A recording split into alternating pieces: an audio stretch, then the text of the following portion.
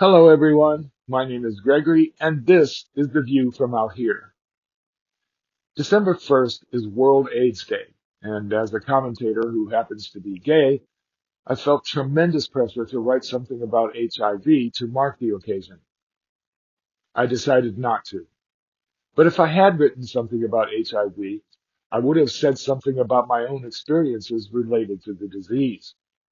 I would have talked about how I was introduced to it back in 1981 through reading in The Advocate about a medical phenomena that at the time was known as GRID, or gay-related immune deficiency. It was a frightening prospect that was being studied by the CDC, Centers for Disease Control, and was believed to have originated with a German flight attendant with a penchant for having a lot of sex with a lot of different men all over the world. Soon, the CDC had discovered that the disease had already stricken a few villages in Africa, and the race to understand GRID was on. But there was a problem with the name of the phenomenon. In Africa, the syndrome affected heterosexuals, so GRID was no longer an appropriate moniker. There were investigations that blamed monkeys in the wilds of the African continent for the spread of the dreaded condition, but they were unable to come up with a method of how the disease jumped species from monkeys to man.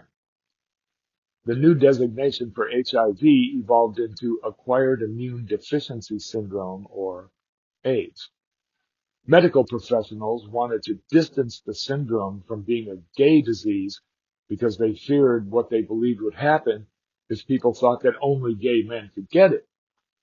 Sure enough, their worst fears materialized right before their eyes.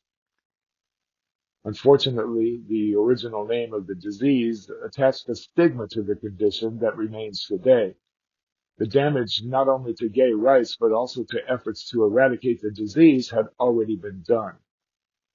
Heterosexuals in Europe and the US believed that GRID was a gay disease, and therefore they were immunized by the mere fact that they did not think of themselves as gay. And of course, the militant religious right-wing morality thugs had a very frightening axe to swing at gay and lesbian people who were at that very moment embroiled in a fight for equal rights. If I had decided to write a World AIDS Day message, I would have talked about the evolution of the syndrome from GRID to AIDS and eventually to HIV, and how the awakening of our government took so long to accomplish. I would have mentioned that Ronald Reagan never so much as uttered the word AIDS until over 1 million people worldwide had already died from it. Up until that moment, no federal funds were allocated for research or to even research or treat the disease other than the normal budget that the CDC was already working with. I would have talked about what happened here in Oregon as the AIDS turned 10 years old. The civil rights battle came to a head with a statewide ballot measure called Measure 9, in which a group of those religious morality thugs I mentioned tried to get the voters to approve an amendment to the state's constitution that would lump gay and lesbian people with child molesters, rapists, and sociopathic criminals. Their arguments centered on their insistence that AIDS was God's wrath to those sexually deviant homosexuals who were dedicated to recruiting your children into a tragic life of debauchery and self-destruction.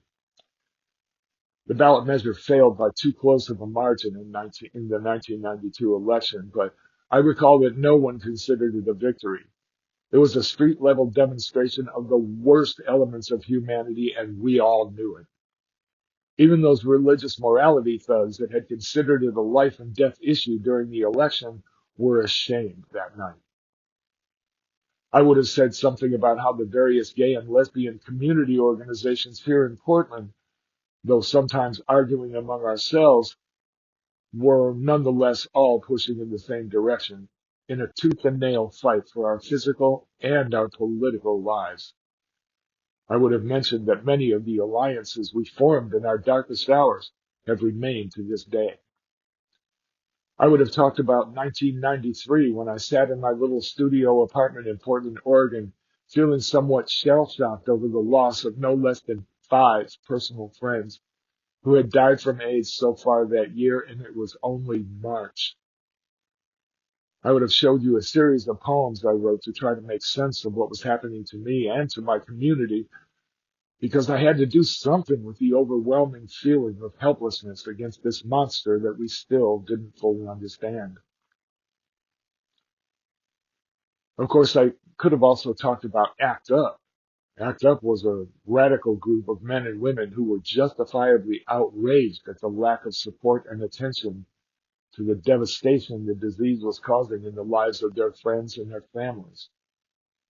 They took their anger and frustration to the streets with demonstrations and acts of civil disobedience, like dumping cans of red paint on the federal building to symbolize the blood of the people dying every day while our government stood by doing nothing. I would have praised the men and women of my community and our allies for working together to raise funds to establish service organizations to do what our government would not, like Our House, an end-of-life care center for people dying from the disease, like Esther's Pantry, to provide food and clothing for people who could no longer work because they were too sick, like Cascade AIDS Project to help educate people about how the disease was spread and how it could be prevented. I would have talked about how gay pride events all over the country were mobilizing hundreds and thousands of gay and lesbian people into the streets of their cities to take a stand for their personhood and their citizenship amid a virtual ocean of resistance from mainstream America. Excuse me. I would have ended up talking about how that research money that eventually did grow from a trickle to a somewhat reasonable flow did make some headway in treatments for those who were affected. Today, HIV is no longer a death sentence. There are effective treatments that are managing the disease, often for decades, but a cure is still forthcoming. And I wish I hadn't screwed that up, but a cure is still forthcoming. I would have said that I'm grateful for the progress, although still gun shy from the long, hard winter that finally brought it to us. But I decided not to write about HIV because it always brings up such sadness in me because of what could have been.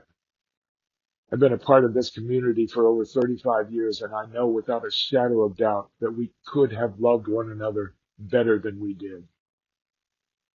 This community is facing yet another challenge today with the dawn of new threats to our safety and our personhood. We have this new opportunity for a do-over, a chance to show what we learned from what happened to us in 1992.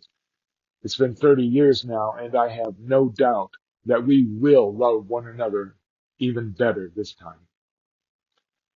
I want to thank you for hanging with me so far, and I hope that it's been worth your time. It's certainly been worth my time. I have some books I wrote for you, and you'll find links in the description below if you're so inclined. I'll be back sometime next week with more, and I hope that you'll join me then. Meanwhile, my name is Gregory, and this has been The View from Out Here. Much love.